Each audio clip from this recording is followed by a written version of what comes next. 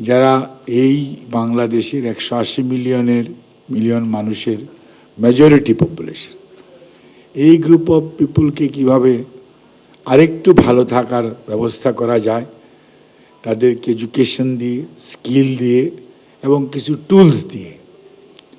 তো এখানে আমাদের পপুলেশনের মধ্যে ডিফারেন্ট ক্যাটাগরি আছে।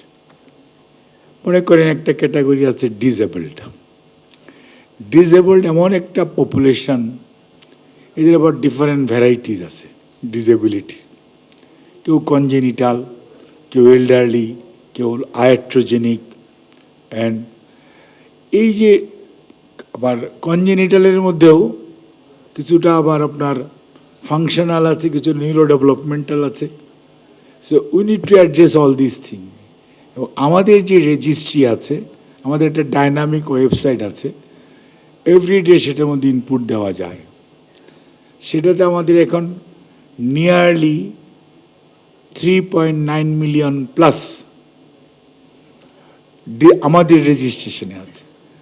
বাংলাদেশ ব্যুরো স্ট্যাটিস্টিক্স সেটটা যদি দেখেন তাহলে তাদের হচ্ছে 4.6 মিলিয়ন।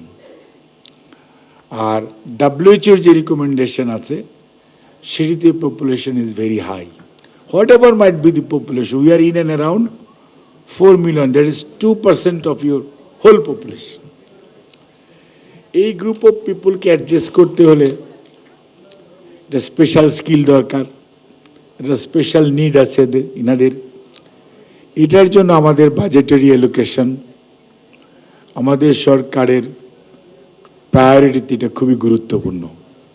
কারণ এটা যারা পিছিয়ে পড়া মানুষ বলি, অথবা যে যারা স্পেশাল সাপোর্ট যাদের লাগে, এদেরকে অ্যাড্রেস করা, ইনাদেরকে অ্যাড্রেস করার ব্যাপারে সরকারের বলতে পারেন যে মোটামুটি আমাদের বাজেটের অ্যালোকেশনে এতদিন সমাজ কল্যাণ মন্ত্রণালয় 13-14 হাজার কোটি টাকা ইয়ারলি বাজেট ছিল। এখন এক ফ্যামিলি কার্ড যদি আমরা আগামী বছর বাস্তবায়ন করতে যাই, আগামী বছর মানে জুলাই আপ টু জুন 30 আমরা 80,000 ফ্যামিলিকে পাইলটিং করতেছি 3টা ফেজে। 2টো ফেজ আমরা অলরেডি করে ফেলেছি। এটা রিভিউ, ফার্স্ট ফেজেরটা হচ্ছে, সেকেন্ড ফেজেরটা শুরু হবে, থার্ড ফেজেরটা 15 জুনের মধ্যে ইনশাল্লাহ কমপ্লিট হবে। আর জুলাইয়ের 1 তারিখ থেকে 30 জুন 27 এখানে আমরা 40,20,000 ফ্যামিলিকে ইনশাআল্লাহ বাংলাদেশের প্রত্যেকটা উপজেলায় আমরা এটাকে ছড়িয়ে দিব। এখন এটা যদি দিতে হয় তো বিরাট কাজ।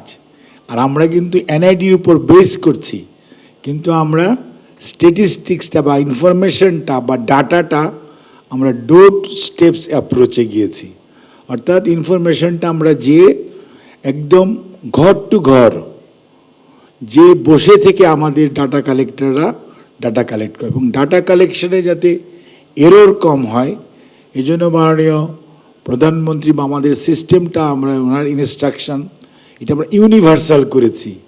Irrespective of religion, irrespective of political ideology, irrespective of race, এটা সবাইকে আমরা ইনকর্পোরেট করছি। এবং করতে যে এই ডাটাটা, এবং আমাদের যখন এখন এনআইডি আছে, এনআইডিতে খালি আপনার বা আমার নাম্বারটা আছে, আমার আব্বা আম্মার নাম্বার নাই। So we can not build the family tree. বা আমরা এখন ইনফরমেশন যা নিচ্ছি সেটাকে আমরা সফটওয়্যারে দিয়ে তারপর একটা ফ্যামিলি ট্রি, এবং in course of time after 4 years আমাদের টার্গেট হচ্ছে 1 সিটিজেন 1 কার্ডে চলে যাওয়া। সো দ্যাট 17 ডিজিট কার্ড থাকবে, এটা একটা এনএফসি কার্ড হবে, এবং সেটার মধ্যে যেমন চিপস থাকবে, বার কোডিং থাকবে, কিউআর কোডিং থাকবে, অর্থাৎ সেফটি অ্যান্ড সিকিউরিটিতে যাতে কোনো ধরনের সমস্যা না হয়, যেহেতু it will contain all the ডাটাস।